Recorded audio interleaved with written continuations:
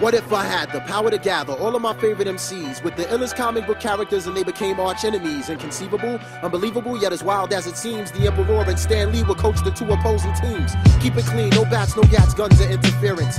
Comic book characters would go head up with raw lyrics. Now I take whoever might be on break from doing tours and have them sign up for the last Emperor's secret war. Sure, for that kind of capacity, we need a crazy large arena that might stretch from West Philadelphia to East Medina. If I'm able, I'd put it on pay-per-view through my label and give free tickets to my neighborhood bums with no cable. Yeah, that sounds fat. Now that we've squared away the propositions, let's begin with the ultimate tough man competition.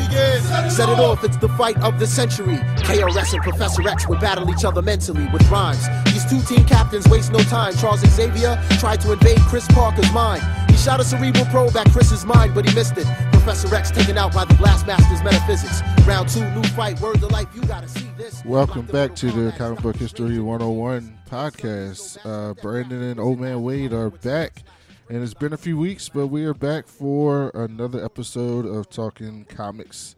And today, our main topic is going to be talking about Volume 1 of The Boys. Since the Amazon show just released this week, we decided to go back and start rereading all the volumes, and today we're going to start with Volume 1.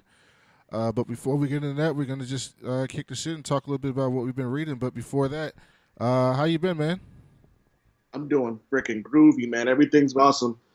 Some changes in my life have been going on, and instead of being scared about it, I'm just trying to embrace it and then just move with it. Good, man. Changes. I know all about that coming out here cross country 5-6 months ago. So changes can be scary sometimes, but sometimes you just have to embrace it. Yeah, man. It's but it's also been like you said, it is kind of scary though. You know what I mean? I've been at this particular job for 15 years, so excuse me, what? Yeah, I've been at this job for 15 years. Wow. Yeah, man. I can't imagine that. You know what happened? You know how it is. Like, but you may not know specifically, but like you kind of get complacent and you get comfortable with what you're doing.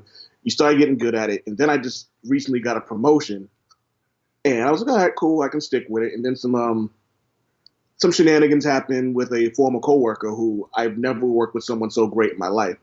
And when she left, I got stuck with some dude that I'll talk to you about off air. And it's made my life kind of like hellish. But on the flip side of that, it's made me get really into my writing and like drown my depression and my anxiety in like my work.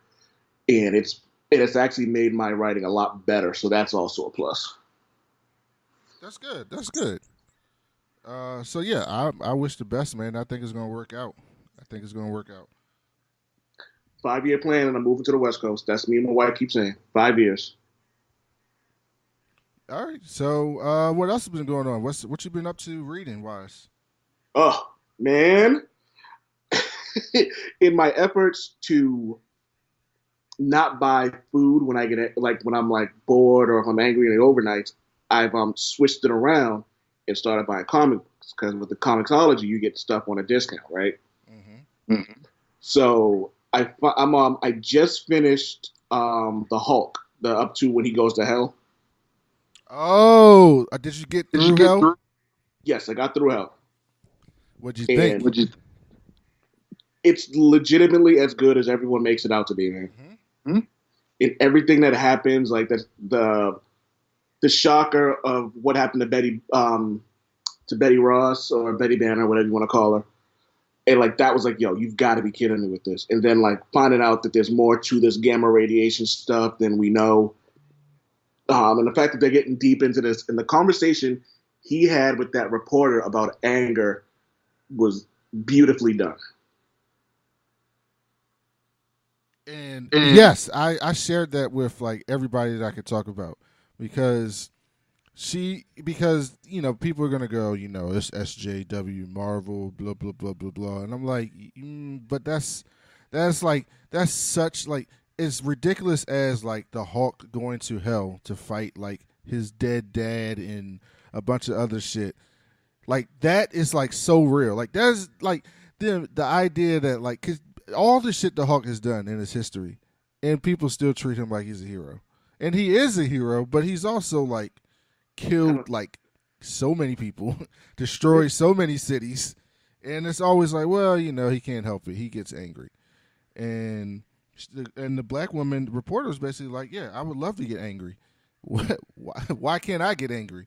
And that was really, really good to see. What'd you think about how they're making it a complete and utter horror comic book? I love it. I love things that are different. I love when writers try to take a different swing at characters that we know, which is why I didn't get all the hatred for Dan Slott when he made the Superior Spider-Man. It was like, let these creators try something different, because if you don't, all you're going to say is, oh, it's all the same shit and blah, blah, blah, blah, blah. But then when someone tries something new, it's like, oh, why are you changing the stuff we're doing? It's like, yo, just enjoy it or don't, man. Like, stop. Like, you can't have it both ways, man. Yeah. And this one, I was right. Al Ewing's writing this. It's taking you on this journey. It's making you care about the Hulk. Like, the Hulk to me has always been this character, like a tragic character, but somebody I can only read about in short spurts. Like, give me a Planet Hulk storyline, or something quick. 7 issues, 10 issues, 12 issues. Tell the story and then let the Hulk move on, or he's on a team, because the Hulk was kind of a one-note character. And this book has just brought this new point of view on like just how frightful and scary like the Hulk is, and everything around him and surrounding the gamma rays and gamma radiation. And they've done some really cool things, like with Sasquatch and what happened to him, and just exploring the idea of gamma radiation in the Marvel Universe, which I think is going to go even further. And I haven't been caught up on what is it, War Realms? But I feel like, does this have anything to do with what's going on in War Realms? Because I know you're probably caught up. No, it actually has nothing to do with War Realms. It's a completely separate thing, and I don't even, to my knowledge, the only Hulk you got in War Realms was Jennifer Walters. You're not getting like Bruce Banner in this, which I think is great, because I think what he's got going on, it wouldn't make sense for him to actually be in the War Realms. You know what I mean? Mm-hmm. Like, I could understand like if he was like, going on his walk and then Frost Giant killed him, and then he goes back and destroys another Frost Giant, then cool. But to have him tied into this at all would just seem kind of weird.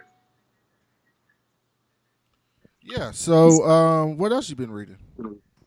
I actually, if you want to go to a little throwback, I got into, after I finished Uncanny X-Men, I decided to go back and start reading Amazing Spider-Man by J. Michael Straczynski, because I love that series, man. So I decided to go with a run-through on that, and it's still just as good as I remember it. And it's one of those books that if you read it a couple times, like, you still find out these new things. You still see little jokes you may have missed, or or you're like kind of like reading it and you can actually really focus into it. You pick up on other things, and it's a really good journey on everything. And it was I would say probably a really classic Spider-Man story, because it was still the Parker look. It was still dealing with his relationship with Mary Jane, trying to be a teacher, Aunt May coming to terms when she found out that like who he was. So there was a lot of the series that I absolutely enjoyed, and I like classic. And I think the X-Men story that Matt Rosenberg did kind of took me on this thing of like, you know what, I love stories like this. Let me go revisit some of the classics that I actually enjoyed. Okay, so have you been reading any DC? I'm still catching up on a lot of DC. I'm slowly catching up on Batman. I just finished the Batman run. I actually have it right here. I decided to be professional and pull up all the stuff that I've been reading. Batman, Tom King's Batman. This one I think is called The Tyrant, with the Penguin. So How I do just you like finished. Tom King's Batman? Because I love it. Oh, The Tyrant Wing.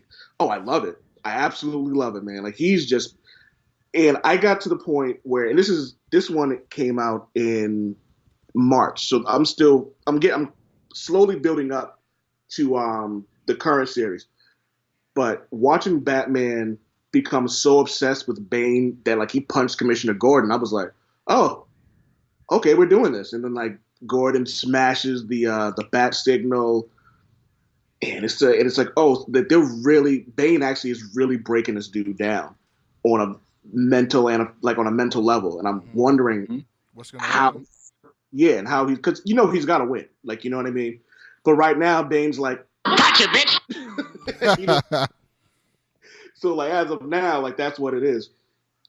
So that's what I've been rocking with DC, and I'm also still reading Red Hood and Outlaws. It's probably one of 3 or 4 books that I'm actively like I look forward to every month. Okay, have you started reading Naomi? Oh, I'm done with that, man. I've been on Naomi since month 2. Like that was So beautiful. okay. I think I'm one behind. What are we on, 6 now? Yeah. 6. So yeah, I'm one behind. I'm on 5. So yeah, I need to read 6. I've been real busy working on this comic book. Speaking of comic books, I'm doing an app that takes like comic book characters and has them fight. And the most surprising, when I was going through a bunch of tests on it, the most surprising result in that app was Cassandra Cain beating Batman. And then when I thought about it, I said, actually, that's not that surprising. That's not that surprising. It's her fighting style is not something Batman is used to going up against. It's one of the reasons why I think Bane, he has such a issue with Bane, is because Bane is a lot more rough. Same thing with the Joker. Like, he can't really get a pattern on exactly what they're doing. You know what I mean? Right. And with Cassandra Cain, and what I've noticed from just like the little bit that I've read, she's unlike a lot of people, man. Like, she's military, so she has a very I guess strategic way of fighting, like, you know what I mean?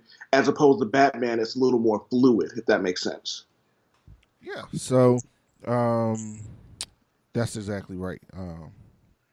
A couple bullshit ones, like they had Batman beating Storm, and I was like, get the fuck out of here. Batman's not beating Storm. But I mean, it's my algorithm. I just did a simple algorithm. I didn't do like weighted stuff. I basically got an API with these power stats. So it gave all the superheroes power stats on a scale from 0 to 100. And so it's like combat, intelligence, raw power, speed, strength, and like something else, combat skills. It's like 5 or 6 of them. And so I just did a simple thing of like I just did a simple thing of just adding up the total score, and whoever had the highest score wins. Now, when I go back, I just did this for a project, but when I go back and really want to finalize them, I'm going to like weight certain things more than others, and see if I can get a really, really accurate vision of that. But it's been really cool doing that. But I need to catch up on Naomi. I need to catch up on The Flash. I've been really enjoying The Flash. They just did like Flash Year 1, which has been interesting. What else in DC? Batman. Huh? Now, I was going to say the good thing about Naomi is issue 6 is the last one for, I think, another 6 months. So they're taking a break? Yes. Oh, no. Oh, why'd you have to tell me that? What, did I spoil something? No, I'm just mad. I love that book. You know what other book is good? I don't know if you've read it. Wonder Twins. You actually have been telling me a lot about that, and I think I'll get into that because they're probably doing the same thing with the Wonder Twins, doing like 6 issues and then done. So I think once I get a little extra money, I try to spend all my like writing money on like comic books for research and whatnot. Mm-hmm. So I think that I'll probably catch up on that next. Yeah, the Wonder Twins book has been like low key, like super woke. Like, it's been talking about like police brutality and racism and a whole bunch of stuff in that book. Like, you would think it's just like some silly book because they're Wonder Twins. Everybody thinks about the Wonder Twins, but it's been really deep. I'm one issue behind on that. Green Lantern is crazy as fuck. I mean, Grant Morrison writing a space cop is just insane. It is, I thought it would be better though. It's not. It's good. It's not great.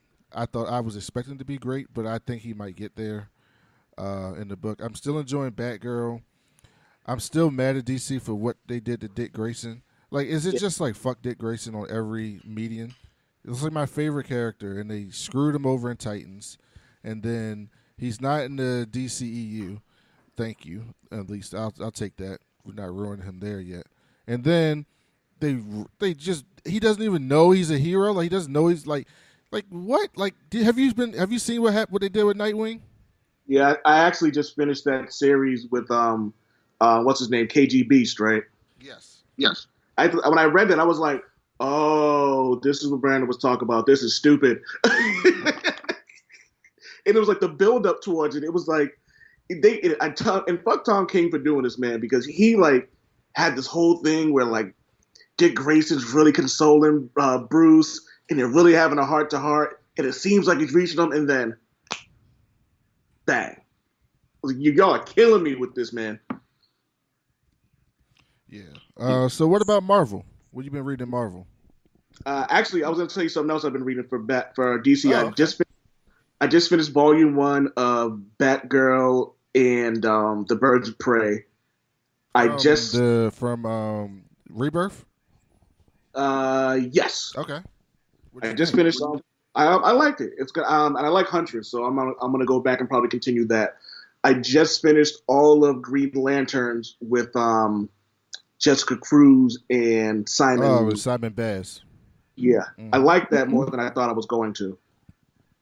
Yeah, I enjoyed that. The Green Lantern, Hal Jordan, the Green Lantern Corps was good, except for like you had to stomach EVS doing the drawings for that, and Ethan Van Sciver is trash. But the book was good, so it was like, and Jon Stewart was in the book, and so I'm like, I want to read Jon Stewart.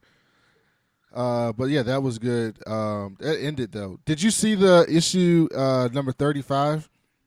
I have that somewhere around here, and I need to get that frame. Even though it's not going to be worth that much money, they basically have Hal, Kyle, Guy, and John on the cover, and they're all standing there holding up the four fingers like the Four Horsemen in wrestling. Oh, that's fucking dope. No, I haven't seen that. Yes, it's Green Lanterns, Hal Jordan, the Green Lantern Corps, number 35. It's such a dope cover. It's really cool. Yeah, I think for DC, for me. Oh, have you ever? I know you're a Bendis guy. Have you read any of Bendis' Superman? Nah. I'm trying to ease my way into reading Superman. I'm on. Actually, I can tell you right now. I am on DC Comics Rebirth, Action Comics, Men of Steel Volume 3. So I'm reading the one where Clark is still coming to terms with Luthor not being the guy from his original Earth. So I'm starting to enjoy this, and I'm starting to really get why everyone really likes Superman, as opposed to like being that guy who was just like, oh, fuck Superman, he's blah, blah, blah, blah. And it's like, yeah, he's all powerful and all that, but he's actually way better than people give him credit for if you actually like read him. Yeah, he is. Like, they make a joke about, everyone jokes about Superman's boring, and he is sometimes. Don't get me wrong, he is sometimes.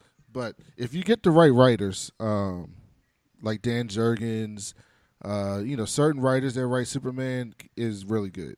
Other people, they just, he's just, a goody two shoes white guy who, does everything right. And it's like, that's not interesting. So I do like that. All right, let's get to Marvel. What have you been reading in Marvel? I just finished Scotty Young's version of Deadpool, which I thought was really good. It went. Okay, hold on. So I haven't read Deadpool in a long time. So I heard he went through a really dark time. Is that true? Oh God, I don't know if dark time accurately describes what he went through. So I can be brief about this. Jerry Duggan wrote a series of Deadpool, which was easily the best series of Deadpool anybody's ever written, because he actually understood exactly what it is to be Deadpool. It's not just the jokes. There's a lot of layers to him. He's actually deeper than people give him credit for. He's actually a lot smarter than people give him credit for. So he does keep you with the goofy stuff and all the silliness that comes with Deadpool, but what he also does is give you more than that. So what he did was, in his first run of it, he gave Deadpool everything he wanted. He found out he had a kid. He was an Avenger. He got the respect of Captain America and Wolverine. Like, he was the most popular superhero in the world. Everybody loved him. And like, he had like family, like not just his daughter, but he came across some people who really became like family to him. And it was like everything he wanted. and then they just literally took it all away. in like in like one fell swoop, What he happened lost. to him? I'm not gonna say because I think you should read it because, but it has a lot to do. Some of it has to do with him following evil Steve Rogers, and because Deadpool loves Captain America so much, he grew up idolizing him. If Captain America told him to do something, he did it. And one of the things he told him to do was kill Phil Coulson. So What? Yeah, but this was evil Steve Rogers. So it was Steve. Okay. Yeah, Steve Rogers. So he didn't notice at the time. So, like, you know what I mean? So even though he was told to do it and ordered by someone who had the authority to do it, they were still like, oh, well, it's still Deadpool. And now we have a reason to go after him. Then he makes a deal with Stripe in a previous series to save his daughter's life. But then Stripe told him, you're going to have to kill 3 people for me. First one he had to kill was Cable. Then he had to kill Genesis, Ethan. Is it Ethan? I think his name's Ethan. But he was like, they was making him kill people who he really like loved, people that he wouldn't even dream of like killing. And it got so bad to him that he was trying to kill himself. He put $1 million bounty out on him. And Bullseye and Taskmaster teamed up and was like, all right, well, fuck it, we'll split it. And then when they found out that it was Deadpool who put the hit on himself, it was like, yeah, this is gross. We're not killing you.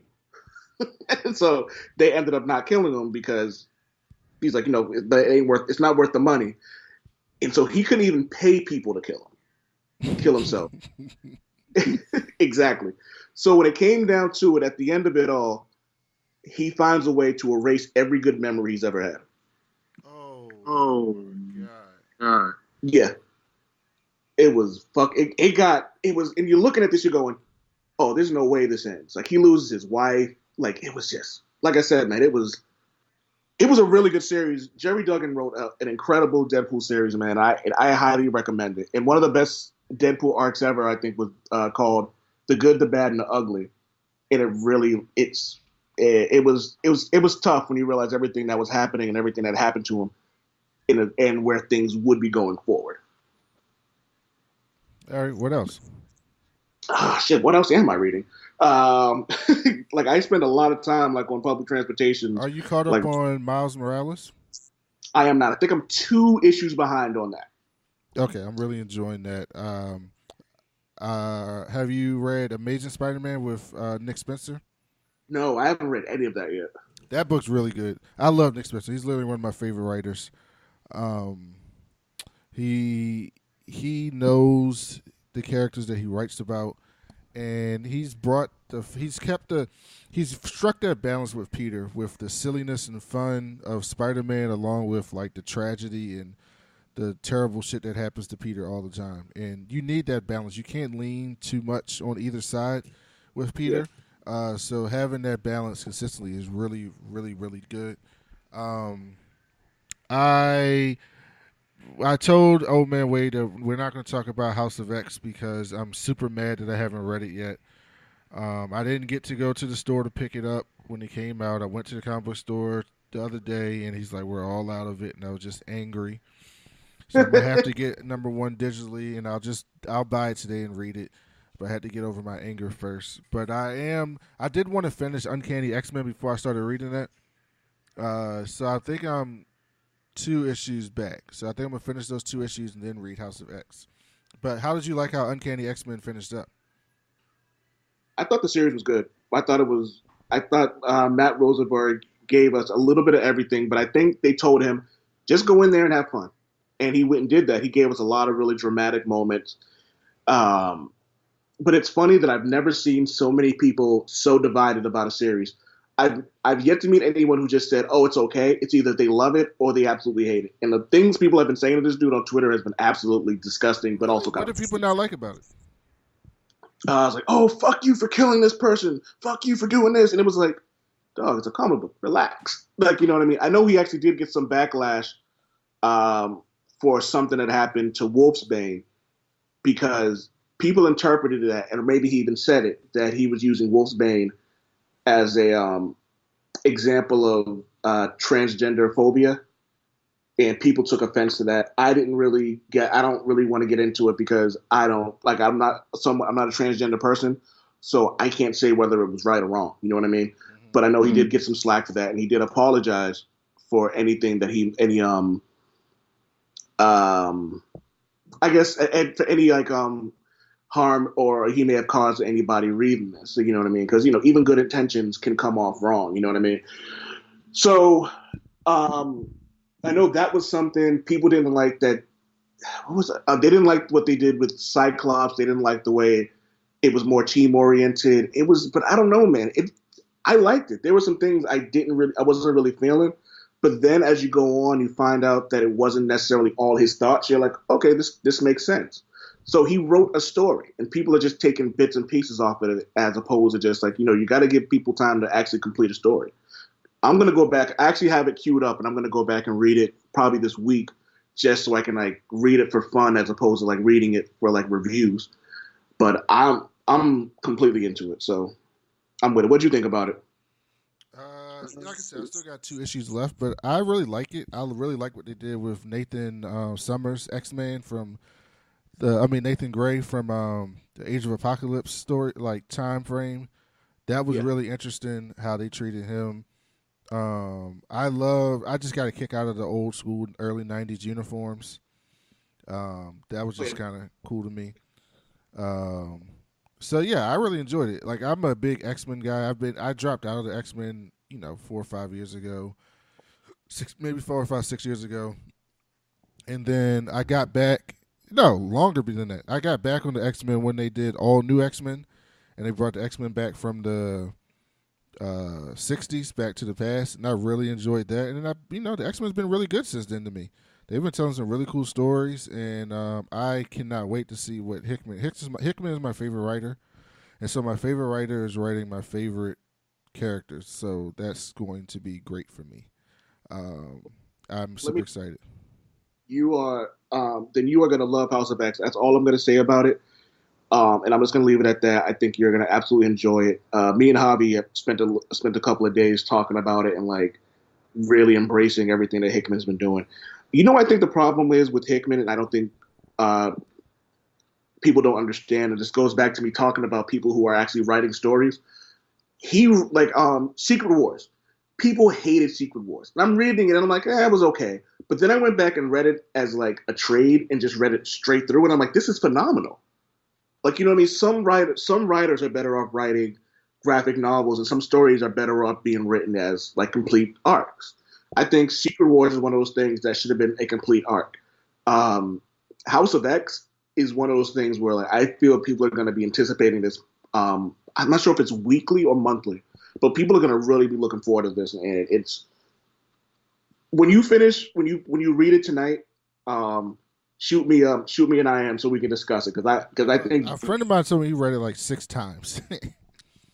So I've gone through it twice. It's damn good. I heard it's just fantastic. Um, what else have I been reading in Marvel? Ironheart. I still like Ironheart. Love Riri. Um, Captain America with Ta-Nehisi Coates. Everyone should be reading that. It's fantastic. Thank you. I need to. Thank you for reminding me. I'm going to add that to my wish list right now. Yeah, it's fantastic. He's really hit his stride in the comic books. The Black Panther in space is like Wakanda in space is unbelievable, and now Captain America is really good. I enjoyed the first Black Panther run, but it was really wordy. He was trying to tell these complex stories, and sometimes it took him long to get to his point. But by the end, it ultimately was a good series. But I think in the second run of Black Panther and the Captain America, he's fully understood he's gotten the gist of the comic book genre and how to tell stories in 6-issue arcs. And it's really good, really, really good. He's hitting his stride, and I'm really excited about his future in writing. I wanted to start reading some of these ancillary books. Like I saw that there was a Superior Spider-Man book out. I saw that.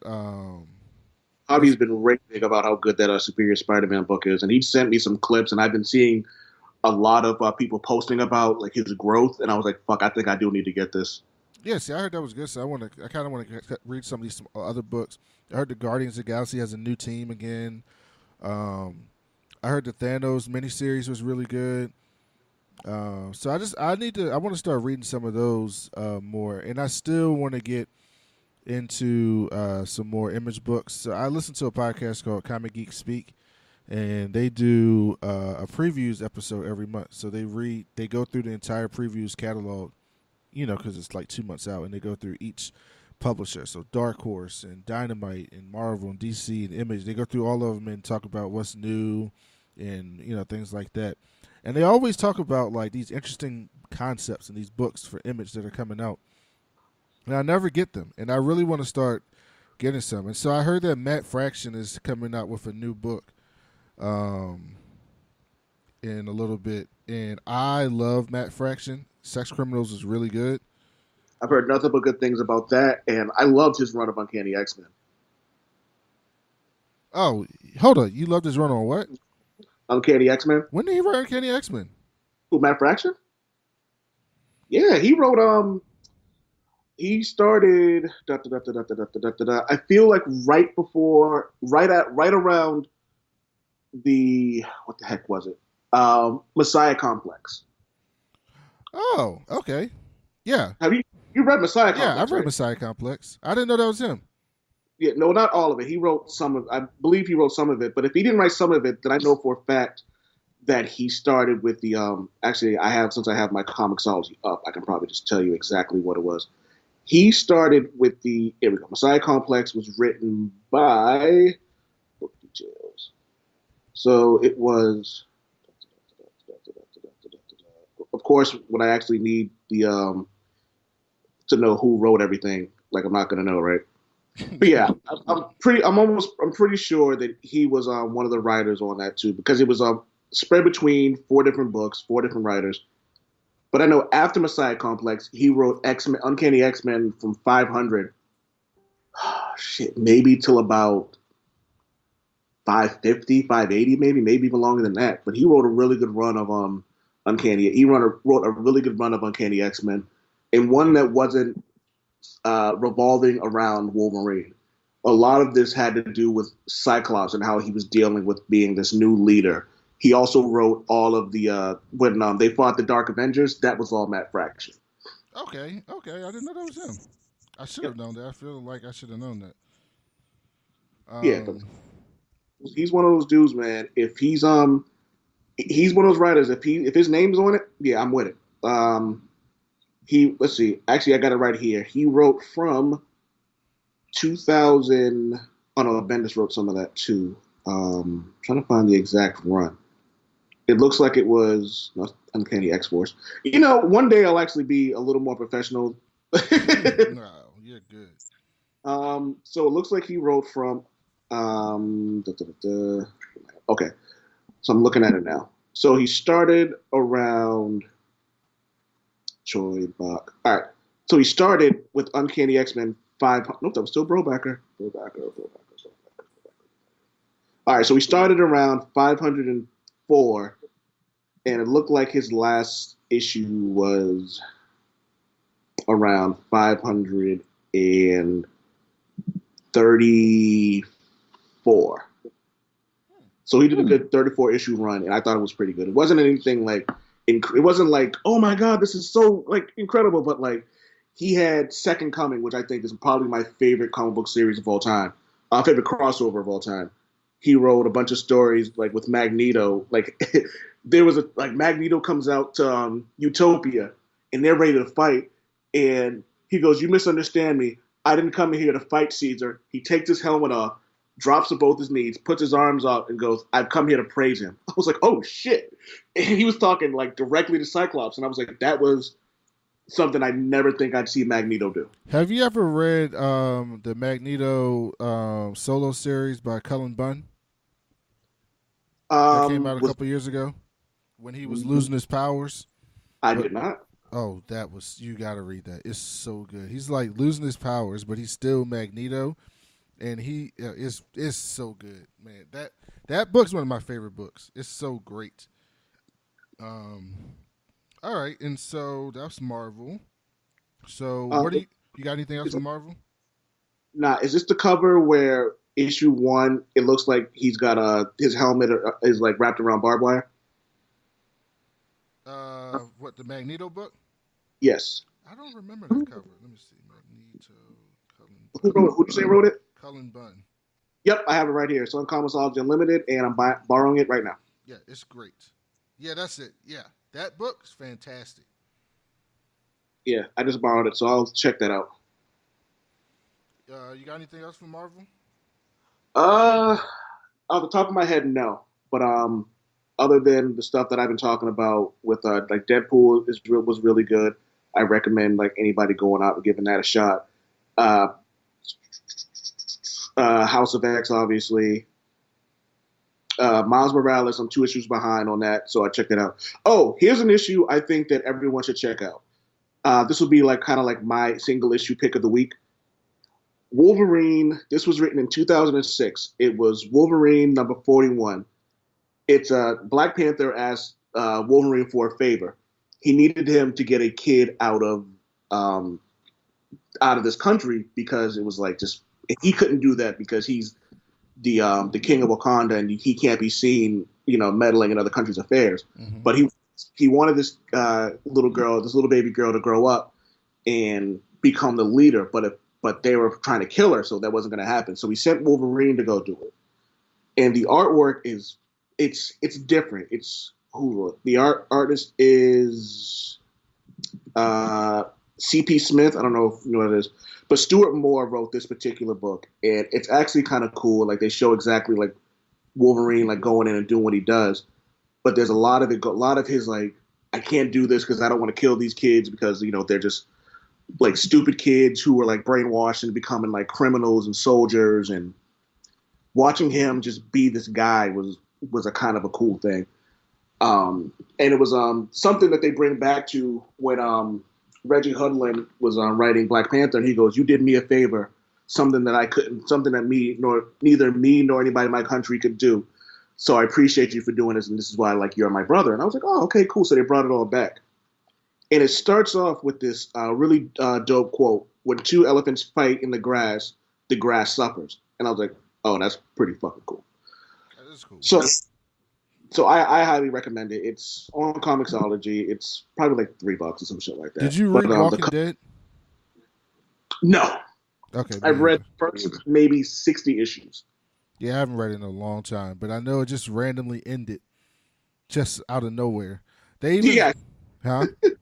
I saw that. It was just like out of nowhere. It was just like, and we're done. Yeah. Kirkman was just like, yeah, I'm finished with this. So I can't imagine what crazy shit they're going to do on the show now with no. It's good. That's good. With no book to follow, I can't imagine the ridiculous stuff they're going to do on that show. Hold on. I know I was looking something up. I wanted to see the name. Let's see, Matt Fraction, New Image Book, 2019. Yeah, he's writing a book called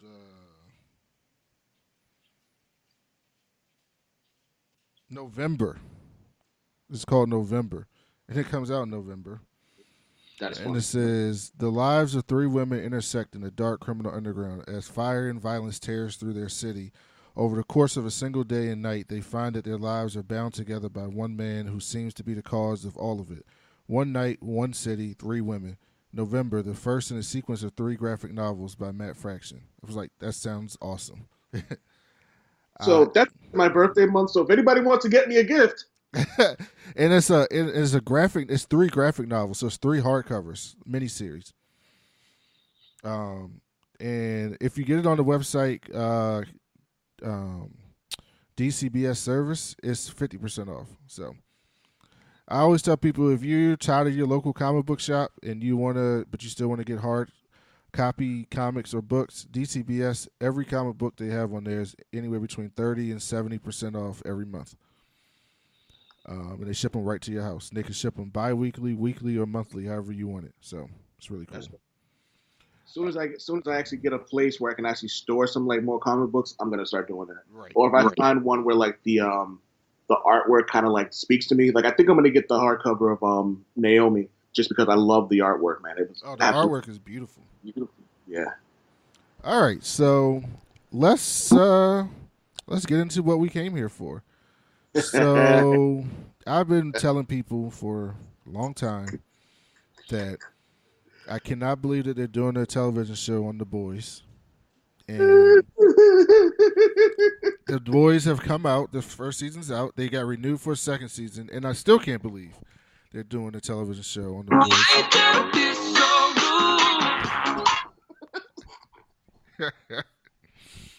And I've watched 20 minutes of the first episode, and I'll probably watch the rest when my cousin gets here, some more of it. But it looks like they're doing The Boys on TV without, and they're still going to be, it looks like, I haven't gotten that far, but it looks like they're still going to be crazy like The Boys is crazy, but not as egregious as The Boys is. And I could tell that from one of the first scenes. But before we get into that and everything involved in that, you have talked about many times about how many times you've read this series and how much you like this series. So just talk a little bit about The Boys and what you like about it overall. All right. So here's my thing with The Boys. And as you said, and while I wholeheartedly agree, it's befuddling how they made a TV series out of a comic book that was so like vulgar and bloody and gory and just not politically correct on any conceivable level. But the thing about it is, it actually told a story about to take a quote from the book: finding people, finding love, finding friendships, finding new family, finding a new place to live, and like kind of like breaking out of your normal routine. So there actually is a deeper meaning to the story within all of the herogasms and things of that nature. And it can kind of get lost in that, but you also know that some people don't like to read.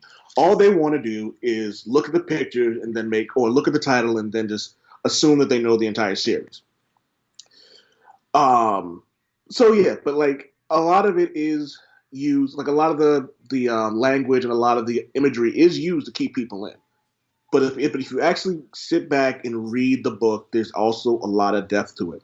And that was the part that really stuck with me. Because like if the book, it was just, I think it's called Frost, I think it is. There was one comic book where it was just complete and utter, like just shock value for the sake of shock value. And I was like, I'm not reading that just for shits and giggles, man. Like I need an actual story. I need actual memorable like quotes and lines and dialogue between people. And I think The Boys did a lot of that. Volume 1 was kind of like the feeling out moment, because you can even tell like the artwork wasn't even as good as it was as it went on. So when I found out that Seth Rogen was behind this, I was like, oh, perfect. Absolutely perfect. And then I found out that the guys from Supernatural are also have a hand in this as well. I'm like, oh, this was a match made in heaven. So I've told everyone, like it's a damn good book, and Garth Ennis is probably one of my favorite writers of all time. He's written 3 of my maybe 5 or 10 favorite comic book arcs of all time, and he hasn't let me down yet.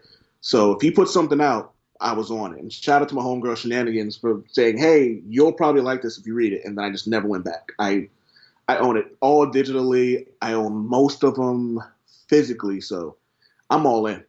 So we're going to be talking about Volume 1, and we'll get to the other volumes in our subsequent podcasts. But I just didn't have time to read the rest of the volumes, reread them. I read them a long time ago, but I haven't been able to reread them. Just a forewarning: if you haven't read The Boys, there is a lot of F-bombs, and not fuck, but like the other F word. A lot of. So you don't say about that as though, because even with that, I like the fact that they called people out for using that word. You know what I mean? And what it means and how like evil and ugly that word is. They drop a lot of N-bombs too, but it's funny when they do use it, it's like, oh, you are just like a disgusting piece of shit. Like, you know what I mean? Right. And what's funny is, go ahead. Oh, and I was going to say the book is very raunchy. Like it is. Raunchy is an understatement. but when you read it, you can tell that they're framing the people who are the raunchiest, for lack of a better term, in a negative light. They're not telling you these are good people. They're not telling you these are.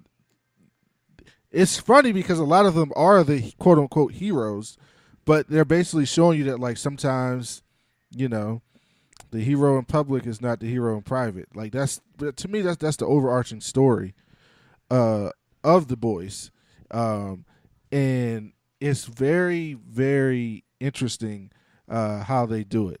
So let's just talk about some of the main characters in Volume 1. Huey is is the first person you meet, really, and he's this Irish dude. In the book, he's this Irish dude that's like with his girl, and I don't know. In the book, was it his wife or Scottish? Was the book was his wife? It was his girlfriend. Nope. It was his girlfriend in the book, right? Yep. And so they're just hanging out, and this dude, this superhero A-Train, is like chasing this villain, and he's got super speed, and he literally just runs right through his wife. He hits his villain, the villain runs through her.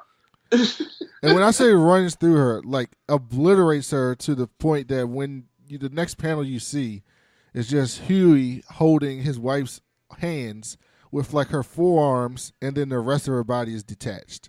And I said, the first time I read that, I said, "What the fuck am I reading? What am I reading?" But Huey is basically your classic, like, I don't, this seems wrong, but I need to avenge my girlfriend's honor. And, but while he's doing it, he's like constantly picking up on like some of these things are wrong, while also seeing that like some of the things that he thinks originally is wrong ultimately is good. And the book plays you for that. What do you think? What do you think about Huey in the first volume? I think Huey in the first volume was perfectly set up for everything, and not to skip ahead to the whole Starlight thing, but it was everything about him. I think is what you get from the series, because while Butcher may be the most popular person in that character, Huey is obviously the star. He's the main focus. So he's everything that's really good about the world. I think he represents how a bad day can turn you into something you don't want to be, but a bad day can also lead you to a different part of your life. It can make you stronger. It can make you better. And sometimes you, for the lack of a better term, you have to get fucked before you can actually start pushing back and really become somebody.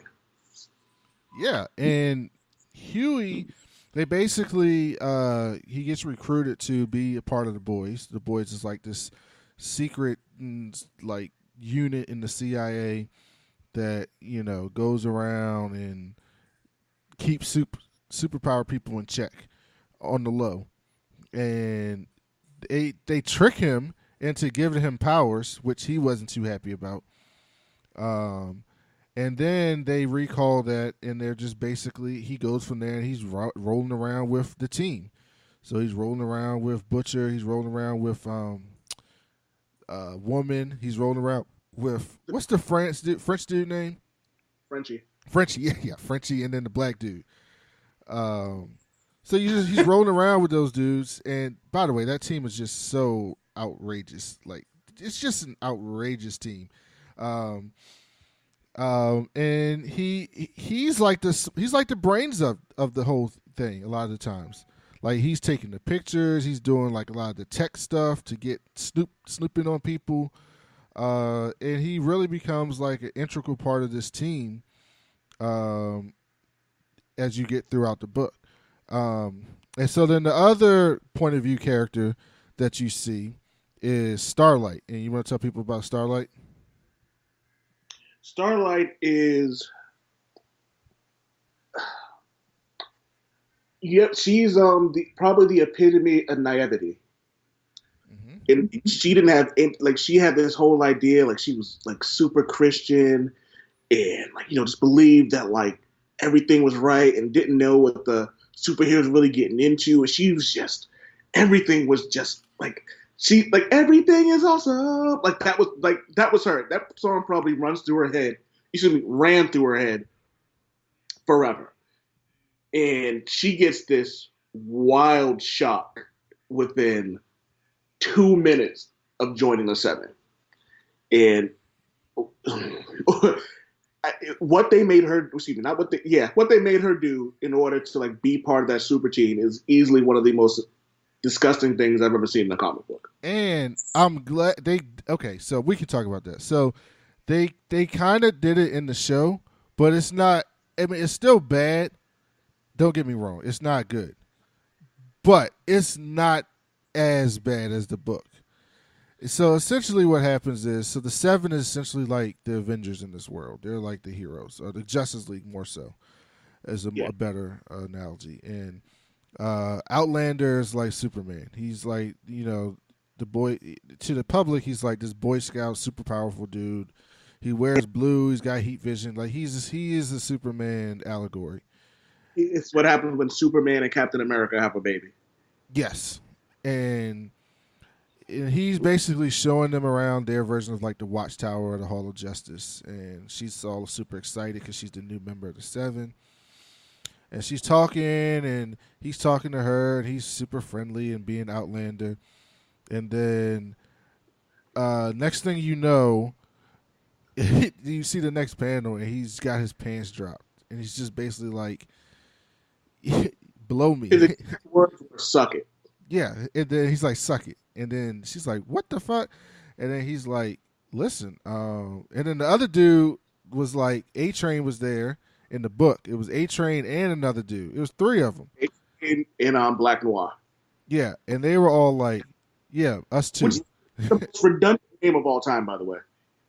Yes, it is. I love it. I love how they shit on, like, they cheese on the like on DC. Like with Tech Knight, that's the funniest shit. Tech Knight. Oh my, I can't wait to get into that. But then she's like, so you guys are just gonna rape me? You're just gonna make me do this? And they go, no, we're not gonna make you do anything. Like, what do you? They basically go, what do you think we are? Like bad people? No, we're not gonna make you do this. But you know, if you don't do it, you can't. You're not gonna be able to join the Seven. You can go back to your little small town in Iowa and go superhero it up down there, but you won't be in the big leagues. And so they basically shame her into, you know, performing oral sex on all three of them. And then what makes it even worse is like you figure she gets some type of consoling from Queen Maeve, the only woman on that team other than Starlight, and she was like cold, like I don't give a fuck what you had to do, like, you know what I mean. And it was like, dear God. But then again, once we get to the final couple of volumes, you find out why she is so cold, and you're like, well, shit. Like, this is just. It doesn't matter who's on there. You're gonna get fucked in some way, shape, or form. Because they're trash. So the little I saw of the show so far, I said, oh, they're doing that. Now I don't know if they go full there. So like at one point, Starlight, they make her get into like this super skimpy outfit and all this stuff. So I don't know if they're gonna go there on the show, but it gets pretty like depressing for Starlight. And then you get the first time when Starlight and Huey like meet each other at the park, and they don't know each other, and that's like a really interesting. Like the first time they meet is like this really cool but interesting sequence because how they're having not the same thing, but they're having similar parallels in what they're going through. But the difference is as bad as the rest of the boys are, there it seems to be like more nobility to them than the Seven, even though the Seven are considered heroes. Would you say that?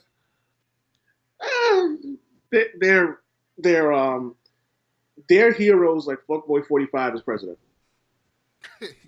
Yeah. That's the best analogy I can give it because I wouldn't really call them heroes. They're you know what they are? They're ATM machines. They're ATMs. They're basically just ways for Vaught America to make money. Because in the comic book, I don't think we ever see them stop a crime. Who?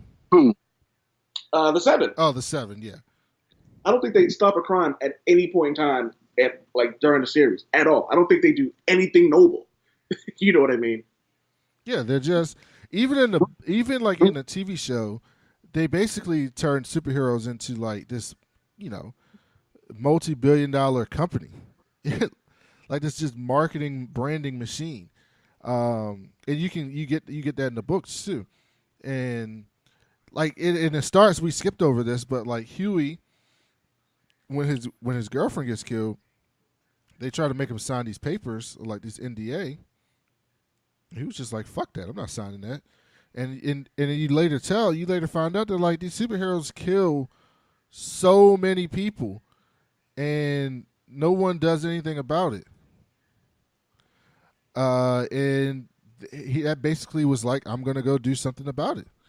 So why don't you talk a little bit about the boys going on their missions to try to stop crime, and then their first really main mystery with the whole Tech Knight saga. Well, Tech Knight's another series. You want to, because we can talk. I think it's is it Teenage Clicks? Was that their first real big thing? I think that was volume one. Oh yeah, Teenage Clicks was, but no, Tech Knight was in volume 1 too. Oh, so you read like the okay? I read the collected version, so I read the first 18. Oh, okay, good. All right. No, I didn't read first. I read the first 14. Sorry. Oh, this is great. So we can get into Tech Knight too. Yes. All right. So the boys are basically your. Let's take the standard part of it. They have this random sketchy van that they have a bunch of surveillance on. Frenchie, Huey, and the female usually do most of their surveillance from the van. Huey is usually there with Frenchie and the female just in case something pops off. They have their muscle there.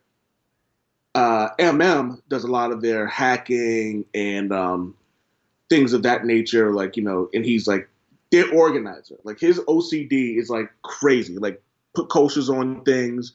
If you move something happening, she'll be able to tell, and that's just who he is. And Butcher is their leader, and he is a bastard. Yes, he's hilarious though. Yeah. One of my favorite moments from the series, and one of the members of the Seven was like, should we not join forces? And Butcher cuts him off and goes, "Don't be a C-word all your life."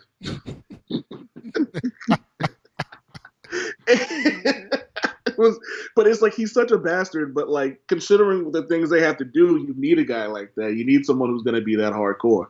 And I think Huey needed somebody like that to kind of toughen him up because he had this unrealistic version of what the world really is.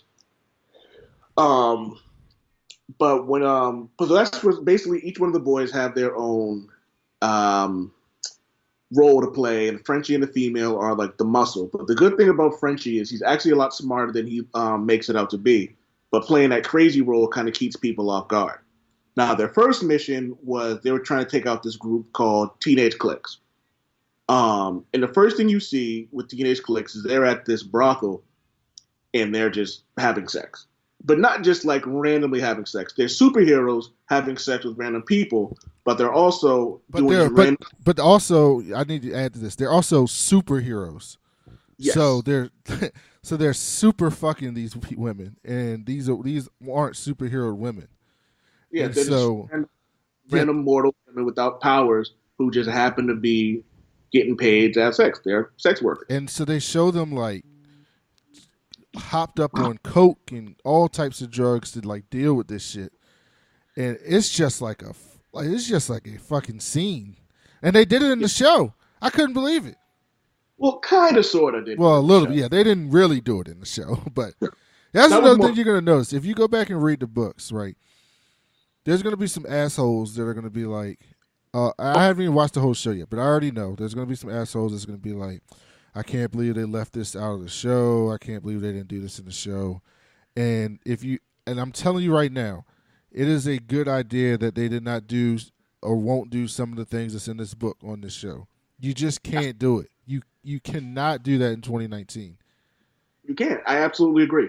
And the other part about this is like everyone who's mad about that, if you think about it, Endgame, there was no battle like that in the comic book like there was in Endgame. Spider-Man Far From Home didn't happen. Like, you know what I mean? These aren't stories that are in comic books. They're taking these characters and all we can ask for as fans is for them to be as close to the source material as possible and do right by the characters' personalities.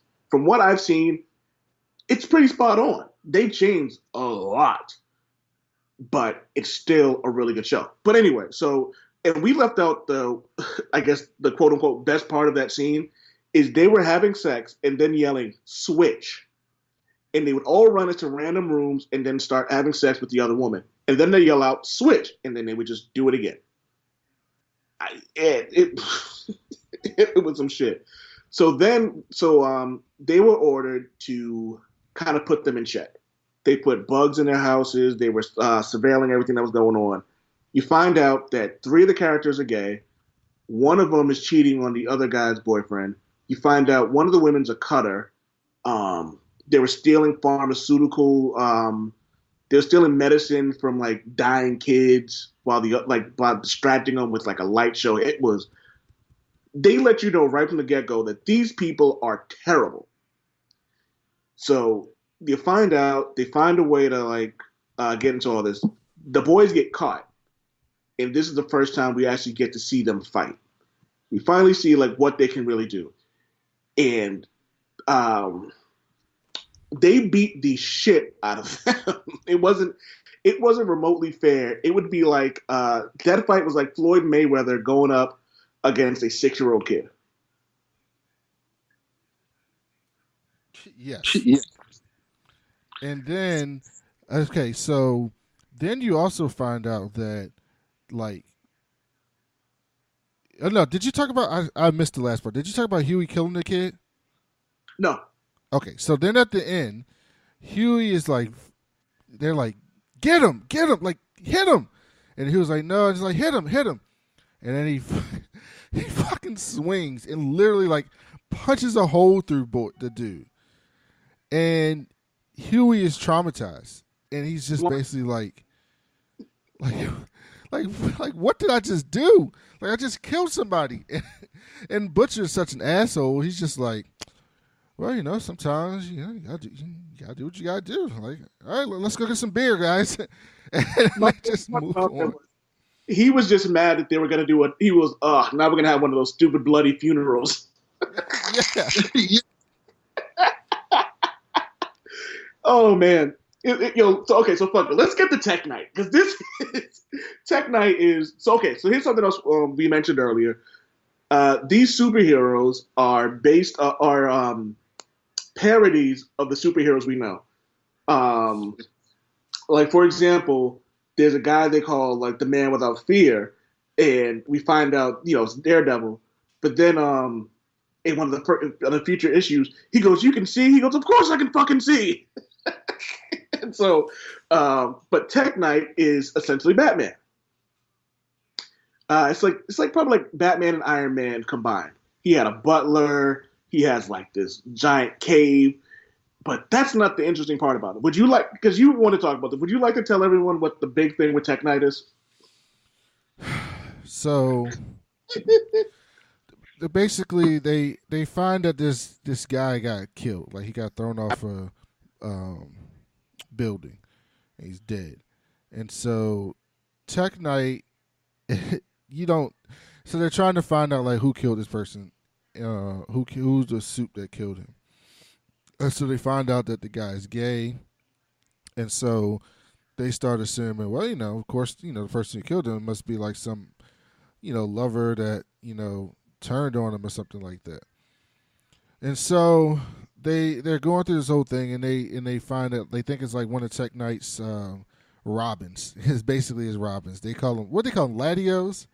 Yes. It basically it's like his Robins, and so. And so then you come to find out that basically Tech Knight has this issue that he has to hump everyone and everything. Yeah, everything. Whether it's a person, an inanimate object, and even at the end, an asteroid. No. You have to start it right because the first time you see him, he goes, "I can't stop fucking things." Including his butler, including his Alfred. And he was just like, "I'm sorry, is that the ear that I?" And he goes, "Yes." I was like, "Ew." It's bad. Oh man, do they? Okay, I don't want to get to it. Do they do Tech Night on the show? We haven't seen him yet. Okay. Okay. Woo! Because I'm like, boy, we're gonna see Tech Night. I have a feeling we're gonna see Tech Night. There's almost no way we don't. I'm like, how do you do that on this? Like, Tech Night, really? Like, you're gonna do that on the show? But okay, so good. I feel like he's gonna fuck things and not people. I think like he's just gonna we're randomly gonna see him and it's gonna have like random fruit with like holes in it. Okay, that would be funny. Okay. So then they basically, the boys end up figuring it out, and they're like, we know who you are. Like, you're gay, aren't you? You're secretly gay. And he's like, no. And so they end up finding out that it was this other hero that was supposedly, and this is what Old Man Wade was talking about earlier. It's they do these things. They do these things where they go off really like wildly, but then they always bring it back to like showing what's wrong with it. And so they find this character that's basically he's like the superhero that's like for the gay people. Like he takes pictures of all the gay people, he goes to all the gay bars, like he's like the gay hero. But you find out that he's the most homophobic person there. Like he's super homophobic. And he's talking to this one gay guy, and he's trying to be his hero persona. And he's like, well, tell me what's wrong, and blah, blah, blah. And the guy's like, well, there's this guy that I really like, and I can't, I'm scared to tell him. And so, what was the hero's name? What was his name? Swing Wing? Swing Wing, yeah, Swing Wing. And Swing Wing's basically like, well, the best thing to do is just to tell that person, like, take that chance and go tell them. And if it's authentic, they'll respect it. And if they don't like you, they'll respect you. And if they do, then you let it go. But you gotta get that off your chest. You can't keep living with that. Trying to do the whole hero thing. And so the guy goes, okay, well, the guy that I'm talking about is you. And this motherfucker just fucking loses it. Just starts calling him all types of names and pushing him and get away from me. And you are like roaches and rats, and I can't stand your people. And I just put this show on because I have to, because it pays me. But I don't really mess with you people. And he gets to the edge of the building and knocks him off the building and kills him. Yeah. And Butch and Butcher and the rest of the boys, they figure this shit out, and they show up to him. And Huey, this is where it first gets interesting. Huey thinks they're going to be like, this is going to fuck him up, right? And they come to find out, Butcher's like, nah, we're just going to blackmail this dude so that he can do the shit that we need him to do so we can find out more about what's going on with the Seven. And that's when you start to realize that, you may think the boys are protagonists, but they're fucked up too. But here's the best part. My favorite part about this was, and I didn't pick up on this till the second time around I read it. You watch as he's talking to Swing Wing, and he's unscrewing something from his jetpack, and it ends up, and you find out that Butcher did that specifically because he knew that the next time Swing Wing used his jetpack, it was going to kill him. So he actually told Huey he was trying to get information from him. When realistically, as he was talking to him, he was actually setting Swing Wing up to be killed. What? Because I didn't even realize that. Yeah, go back and check it out. Like he pulls the screw out of one of it, and that's how his backpack malfunctions. Because Billy Butcher, for all of his bastardness, if that's even a word, he has no tolerance for people like him. Like if you are going to be homophobic or racist or just an overall C word, he has no tolerance for people like that, and he will make sure that you pay for it. and he killed Swing Wing, and it was the funniest shit ever. And I was just like, oh, okay. So that's as far as I got. Was there anything else I was missing? What happened? Oh, maybe I didn't. What happened after the Tech Nine thing? What started happening after that? Maybe I did get past that. I feel like the next one was the one in Russia. Oh, I did start reading that. So yeah, Oh. they go to Russia. The love sausage. Yeah. What was that big guy's name that was in Russia? There's this big fucking jacked up retired superhero in Russia. Love sausage. Oh, that was his name? Love Sausage? Love sausage. Yeah, so they go to Russia and they meet up with Love Sausage. And they're there because it's this little tiny, this show, man. Hold on, is that woman on the show? Not yet. Okay, God. Little Nina? Yeah, little Nina. Yo, this show, man. I mean, this book, I can't, man. It's this little tiny woman. She's like 4'10". And Not even. yeah, she's like super small, but she's a grown woman. She's not like a kid. She's a grown woman, but she's in charge of the superhero like development, I guess, in like for other countries. Yeah, it's like in Russia, and she's also in like a crime family in Russia type thing. And she's basically got like she's basically doing like this. She's basically like Amanda Waller. She has like these superheroes that she juices up with like this serum, but the serum is unstable, so eventually they're just going to explode. And so apparently she's been told that the serum that she has can be controlled, and they can decide when the hero is going to blow up or not. But what's happening is some of these heroes are just blowing up randomly, and they not know. And she's got a secret person with the Washington D.C. and like the United States government. And so the boys go out there to try to do some more investigating on this shit, and she tries to kill them. She doesn't succeed, and I think that's where I ended after that issue. Do you remember how they took care of her? No, I haven't got there yet. Okay, I won't say anything. I haven't gotten there yet when they got to her. So yeah, that's like the first 12 or 14 issues. Oh man, of the boys. You know what's funny? Because normally I have to, like, when we have these topics, I have to do research. I read this series so many times, I didn't need any research for this because I know it's sad that I know Little Nina and Swing Wing's names. The names on there are hilarious, just ridiculous names. Arnie Cock. The woman's name is the female, and the French guy's name is Frenchie. And then when you find out why Mother's Milk is called that, you're like, dude. It's a really, really good book, but you've got to be willing to like read the book for what the book is and not get caught up on how ridiculous it is. Because listen, someone who's not a big time comic book fan can easily, I'm telling you right now, if you listen to this and you just read comic books casually, if you read the book, if you read The Boys, there's a good chance you might get turned off because it is ridiculous. Like, it's great, but it's so over the top. I don't even know the word to describe how over the top that. But it is the most over the top comic book I've ever read. Like, literally, it's just violence and gore and sex and drugs and everything all at once.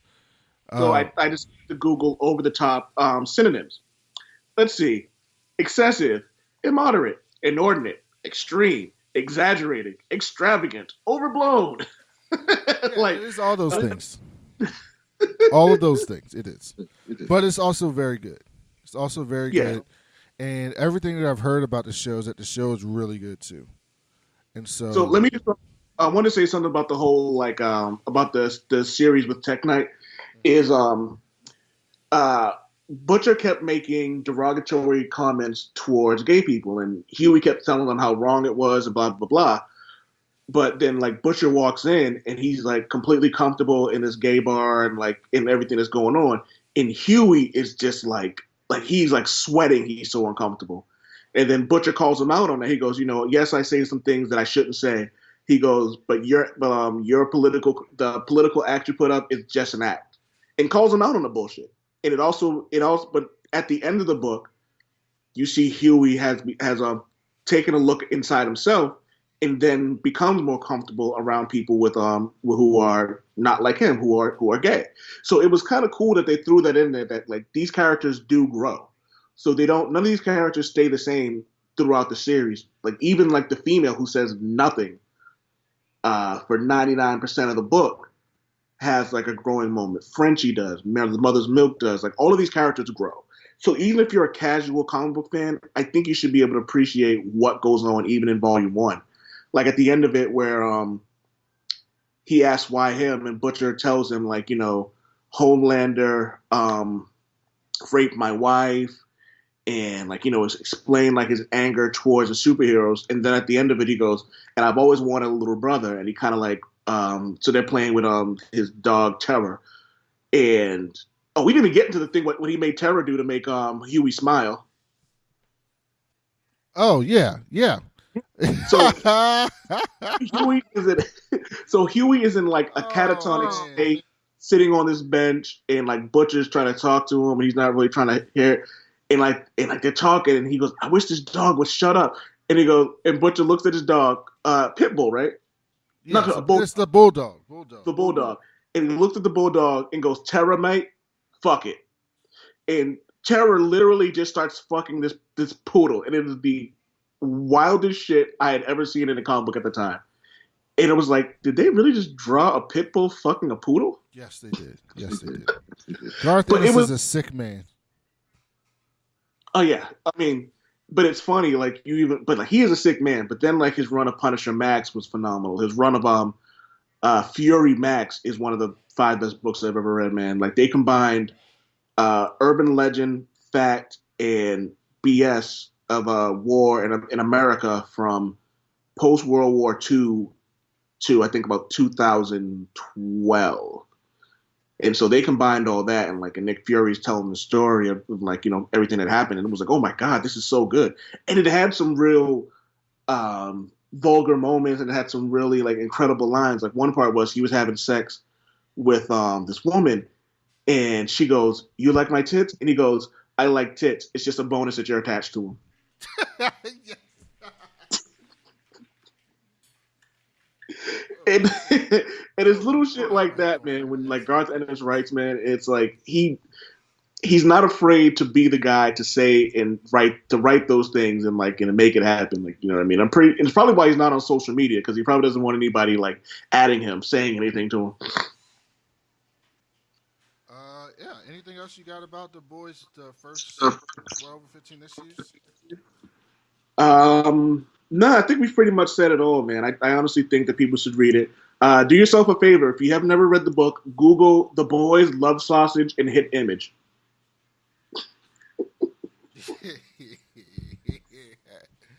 All right, so let's talk about before we get out of here. Let's talk about what we want to do for the next couple episodes, because I think we should be able to be a little bit more consistent going forward. A lot of that's been me recently, so I apologize with doing this coding thing and working. But so we're definitely going to finish the next volume of The Voice. So let's do up to 36 next issue, next time out. Yeah, this will give me a reason to like revisit the book, which is actually kind of funny because like, it's not like I need to, but I'll just do it because I want to, just so like a lot to my head. Let's see. Is there anything coming out? I'm not reading a bunch of Joker stuff for the Joker. Plus, he already said it's not going to be anything about the comic book. So, you hate the Killing Joke, right? Yes, I hate it. It's horrible. Horrific book. Not just for how they treated Babs, but it also doesn't make any like the like. Stop. This should be an episode.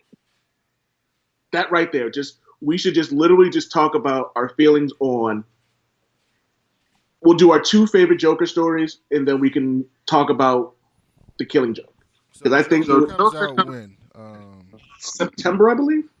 Yeah, I think it's coming out soon. Let me see. October, isn't it? Yeah. October 4th. Yeah, so in a couple months. Oh, my girl? Huh? Oh, my girl's in this movie. Zazie Beetz? Yeah, man. Yeah, they got a great cast. Robert De Niro's in the film. Mark Maron. I think it'll be a good film. I just don't know. Like, I don't know. I don't know. Todd Phillips had these quotes, and he's like, this film's not going to follow anything from the comic books. And he's like, we need to do something different than Marvel. He's like, we're going to be different. We're going to get kick-ass directors. And I'm like, Marvel gets kick-ass directors. And he's like, we're going to tell stories. And I'm like, they tell pretty good stories over there. And he's like, we're not going to use CG. And I'm like, okay. So basically you are doing the Fox method, right? You're gonna take comic book characters that are well known. This is your idea, because he said he wasn't just talking about the Joker. He was talking about he wants to have a whole separate wing of DC called DC Black, where they do this. So you want to take well-known comic book characters that everybody knows, and then tell stories that don't follow anything that anyone knows about them. And then you want to not be a superhero film. You want to be something different, but you want to use superheroes and villains in your film to do something different. Yeah, Fox tried that. How'd that work out for them? What's even funnier about that is I'm going to be the guy. I'm always like, all right, well, it could be an alternate reality. That's the way I look at a lot of things. It could be an alternate reality and blah, blah, blah, blah. My problem with this is the fact that he's making it a point to tell us this, you know what I mean? It's like, why not just say, hey, we want to try something different. We want to try something called DC Dark. Cool. I get it. But here's the thing. There are a ton of characters they could use to do this without, like Constantine. Dark. No one gives a damn about, like what Marvel did with Guardians of the Galaxy. Yeah. No one cared about Guardians. And so James Gunn was like, I'm going to tell my own stories with them. Fine. No one cares. But you're taking, by the way, I'm going to clarify this. I actually think this film is going to be good. I don't think it's going to be a bad film. However, that is not indicative of the larger point. You're taking the Joker, what? The most popular comic book villain in the world? Probably. Like what? Who is it? Joker, Lex Luthor, and Magneto. That's the three. That's the most popular. Okay. You're taking one of the three most popular comic book characters in the world and saying, I'm so cool, I'm going to tell a story that doesn't represent anything you've ever seen of this character. I'm going to tell a new version of this character. And guess what? It may be good. I think it's going to be good. But it's insulting to think that you sir, you director, you figured out the golden ticket. You're so much smarter. You're on another level than everyone else. Stupid idiot. Yeah, I'm going to be different. And it'll work with this film because this film is clearly Oscar bait. You can tell. Like, oh yeah. It is Oscar bait it is big time Oscar bait, and I think it'll be good. But here's the thing: if you try to extrapolate this with other films, it's not going to be good. It's not.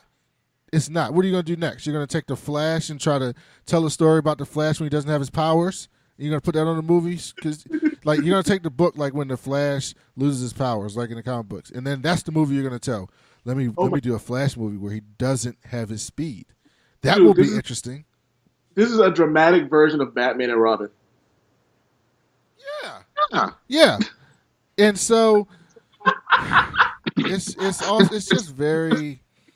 I just feel like it's very insulting to real comic book fans. But we'll see. So we'll do that closer to when Joker comes out. So in between, Brandon. yeah. That was not the drop I meant to play. So that was not what I meant to play. I apologize for that. So fuck it. I was actually looking. Oh, here we go. Why so serious? My wife hates that I have a drop thing now. She hates this shit. I want to do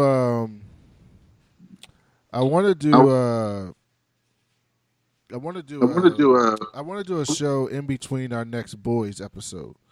So we'll do that we'll do 18th to 36, 2 episodes from now. So what do you want to do next episode in between our next time we're doing The Boys? Are we still recording right now? Yeah, we're still recording. This is for All the right, people. this is for the people. Well, the people are gonna have to be surprised. I have some ideas actually. But people don't want to know how the sausage is made. They just want their food on the plate. So I got some ideas. We can talk about that off air. Oh, you don't want to tell them? Okay, cool. No. They're just gonna have to wait for the episode to drop and then read the description and hit download. Okay, cool. Okay. So that wraps up our episode about The Boys. Thank you for listening. Make sure you subscribe. You should have done this by now. Make sure you go subscribe to the Old Man Wade Show. Yeah. What did you do your last episode? Well, I actually have about 5 episodes in the tank. So if I don't want to record for the next month and a half, I don't have to. But the next episode is going to be with my homegirl, Venomously Me, where it's continuing the Summer of Sex. So that's going to be a fun one. I'm actually looking up the docket now, but this one is going to be super fun. It was me, my wife, the Valkyrie, and here we go. We got into getting. Wow, did we really talk about that shit? We got into like support from our friends and things women wish guys knew about sex. What's great, what's annoying, like nostalgia sex, and like it was just like a bunch of like just like randomness that we really got into. Because we were just like, let's just have some fun with this episode and we just talk. And what was going to be a 30-minute episode ended up being, I think, like an hour and a half or something like that. Okay, so definitely, like, I love that show. I think I'm 2 episodes back on your show. The last episode I listened to, you said something ridiculous. You're gonna have to I said something ridiculous. It was you and Javi there. Oh, me, Javi, and my wife and his wife? Yes, yeah. Yeah, that was it. Did you peep the Charmaine just dropped the Yes, I did. But no, man, yeah, the little man in the boat. Yeah, the little man in the boat. Yes, that was it. Yes, that was the episode. He was making fun of Hobby having preparing for sex like Jason Bateman. Yes, that's what it was. That's what it was. That's exactly what I was thinking about. Yes. So yeah, I'm 2 episodes back, but yeah, that's one of my favorite shows to listen to. I listen to it at work. Definitely subscribe to that. And then we haven't done a show on the Watson Series podcast in 2 weeks. We recorded the show a week and a half ago. I've been so caught up with this app, I didn't even put it out. I'm supposed to be recording a Lion King review with Rashani and Stephanie. I got to schedule that with them. Stephanie's supposed to be coming on the show this week for my birthday. So we'll schedule. I got to schedule that. So we got to get a show out. We're supposed to be doing. Oh, you know the thing. One of the things we're doing.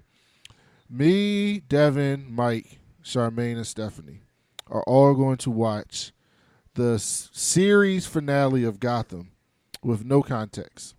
Because Charmaine and Stephanie have never watched Gotham. Huh? Can I get on this? I've seen 3 episodes and they were all in season 1. Yes. So yeah, Charmaine and Stephanie has never watched Gotham. I stopped at season 2. Mike stopped at season 3 because it was so bad. And so all we've heard is the rumors about the terribleness that's happened since then. And so we watched the last time they were on together, we all watched the trailer for the series finale. And we said, we should watch this just cold turkey and review it. And so we're going to be doing that coming up soon. So we got another person. We have Old Man Wade on this. So that should be a lot of fun because I just can't imagine. I can't imagine how ridiculous that series finale is. I just cannot. So I cannot wait to see that. And then I just found out that Pennyworth is in the damn Gotham universe. Yeah. Not that I was going to ever watch Pennyworth. And by the way, I heard it was good. But why? Why is there an Alfred Pennyworth show? Like, why? Just what? You said what? It's already out? Yeah, it's on Epics. Yeah. I heard it was good, but this is just like the Joker. Just because it's good does not mean it should happen. And nothing should, there's no reason to do an Alfred Pennyworth show. None. And then to tell me it's in a Gotham goddamn universe? I'm not watching that. you're not. There's nothing you can do to get me to watch that. Oh, So yeah, God. thank you guys for listening. We will be more consistent on dropping shows on here. Make sure you subscribe to both of our other podcasts, and we will be back in a week or two with our next review. Thank you. With our next podcast. Command!